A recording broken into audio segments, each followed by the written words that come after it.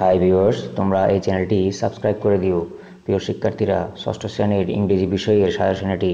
তো কোনো কারণে যদি তোমরা প্রশ্ন না পাও, এই সাজেশনগুলো কভার করার মাধ্যমে তোমরা অন্যদের থেকে কিন্তু এগিয়ে থাকবে। তাছাড়া ষষ্ঠ শ্রেণীর অ্যাসাইনমেন্টের উত্তর এই চ্যানেলে পাবে। তার জন্য চ্যানেলটি সাবস্ক্রাইব করে রাখবে আর পাশে থাকা বেল বাটনটি অন করে দিবা। চলে যাচ্ছি মূল কাজে। তো এটা হচ্ছে শ্রেণী হচ্ছে ষষ্ঠ, বিষয় হচ্ছে কি ইংরেজি। তো আমি প্রথম নম্বরে চলে যাচ্ছি। 1 নম্বর কি বলা আছে, fill in the blank spaces with an the or a crosses mark, অর্থাৎ তোমাকে এন দি অথবা ক্রস বসিয়ে নিচের এই পেজেসটা কিন্তু করতে হবে। তো দেখি আমরা প্রথম নম্বর কি বলা আছে, motor vehicles and greenhouse gases causes pollution that damage the environment, অর্থাৎ এগুলো যানবাহনের ধোঁয়াগুলো আসলে কি পরিবেশ কি করে নষ্ট করে। তো এখানে যে motor vehicles and green house gases, এখানে কথার মধ্যে কোনো আর্টিকেল কিন্তু ব্যবহার হচ্ছে না, সেজন্য ক্রস দেওয়া হয়েছে। 2 নম্বর দেখতে পাচ্ছি, দ্য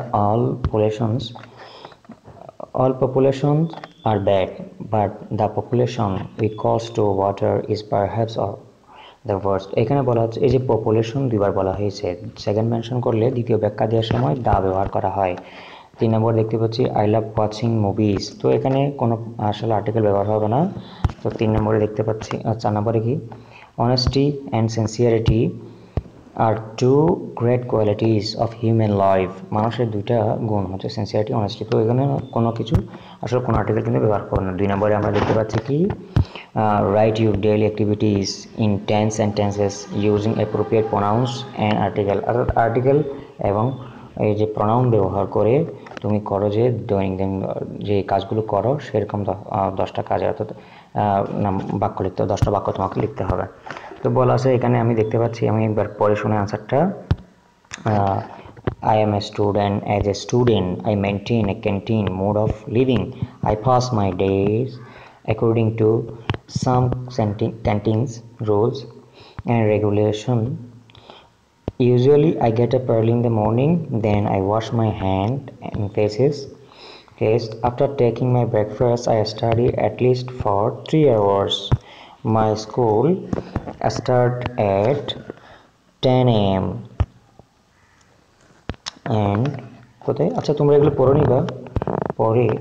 জাস্ট আমি একবার এখান থেকে তোমাকে প্রনাউন্সগুলো নির্দেশ করে দিই আসলে এখানে কি বলা হচ্ছে। এখানে তোমাকে যে আর্টিকেল এবং প্রনাউন্সগুলো খুঁজে বের করতে হবে। তো আমি এগুলো এখন খুঁজে বের করবো, যে এই যে প্রনাউন আই আছে, তো এই যে দেখতেছো তোমরা এখানেও কিন্তু আই আছে, এই যে আর্টিকেল এ দেখছো, এই যে প্রনাউন আই, এরকম 10টা আর্টিকেল এবং প্রনাউন বসেই তোমাকে এটা করতে হবে। এই যে একটা আছে প্রনাউন। চলে যাচ্ছে এরপরের নাম্বারে। এরপরের নাম্বার বলা আছে কি, আনসার দ্য ফলোইং কোয়েশ্চেন, নিচের প্রশ্নগুলো উত্তর দাও। তো প্রশ্নগুলো উত্তর দিব এখন আমি।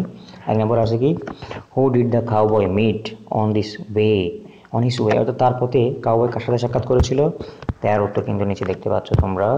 দ্য কাউবয় মিট করেছিল কার সাথে, ওল্ড ওয়াইজ ম্যান, একজন জ্ঞানী বৃদ্ধ লোকের সাথে, with an umbrella his wife, একটা ওর সাথে একটা আমব্রেলা ছিল আর কি।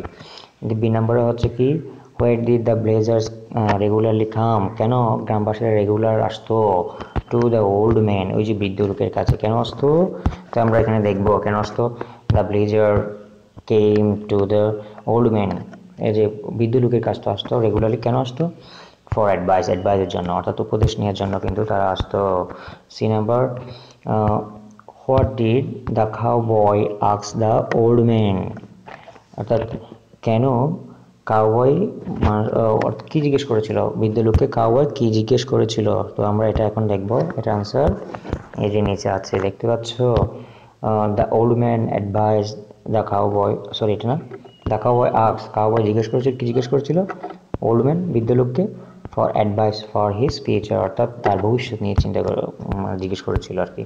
তো তোমরা এই যে এগুলো দেখে নিবা, এগুলোর উত্তর কিন্তু আমি নিচে দিয়ে রাখছি, তোমরা এখান থেকে দেখে নিবা। আমি এখন 4 নম্বরে চলে যাচ্ছি। 4 নম্বরে কি বলা আছে একটু দেখি আমরা। 4 নম্বরে বলা আছে, রিড দ্য ফলোইং সেন্টেন্স, নিচের সেন্টেন্সগুলো পুনরায় লিখো, using appropriate punctuation mark and capital letter, অর্থাৎ এই যে capital letter and punctuation mark বসিয়ে পুনরায় লিখতে বলছে। তো এখানে দেখতে পাচ্ছ তোমরা এই যে নাম্বারগুলো পড়ে নিবা। এখান থেকে দেখতে পাচ্ছ তোমরা এই যে যদি কোয়েশ্চেন এক্সক্লেমেশন মার্ক হয় এরপরে কিন্তু বড় হাতের হয়, এখানে এমটা বড় হাতে দিতে হবে। দেখতে পাচ্ছ বাবুল সেট, এখানে বাবুল বলতেছে এভরি জব ইজ ইম্পর্টেন্ট। এই যে বাবুল এটা সরাসরি কিন্তু বলতেছে, সরাসরি বললে আমরা এই যে কোটেশন মার্কের মধ্যে এটা রাখবো। নিচে কিন্তু এগুলো দিয়ে আসে, দেখছো এগুলোর উত্তর কিন্তু আমি নিচে দিয়ে রাখছি। তো তোমরা নিচে থেকে উত্তর দেখে নিবা এখান থেকে, ঠিক আছে, এখান থেকে দেখে নিবা। এরপরে চাইলে তোমরা স্ক্রিনশট দিয়ে দেখতে পারো এখান থেকে। এরপরের নাম্বারে হচ্ছে কি এরপরের নাম্বার হচ্ছে rearrange the following words to make meaningful sentence. অর্থাৎ অর্থপূর্ণ হয় অর্থপূর্ণ হয় মতো তোমাদেরকে এগুলো মিলাইতে হবে। You should use appropriate punctuation mark and capital letters, অর্থাৎ ক্যাপিটাল লেটার এবং পাংচুয়েশন মার্ক বসাইতে হবে, এবং ঠিক আছে, অর্থাৎ তোমাদেরকে পাংচুয়েশন মার্ক এবং ক্যাপিটাল লেটার বসাতে হবে এবং অর্থ এই যে এলোমেলোভাবে যে ওয়ার্ডগুলো দেওয়া আছে এগুলো সাজিয়ে লিখতে হবে। দেখতে পাচ্ছ তোমরা এখানে এ নাম্বার কিন্তু এভাবে বলা আছে কি ক্যান ইউ হো গ্যাস আর দে, এটা কিন্তু মিলে নেই। তো আমরা এটার উত্তর দেখি কীরকম। এই যে উত্তর এখানে বলা আছে, উত্তর কী বলা আছে দেখি, can you gas who there.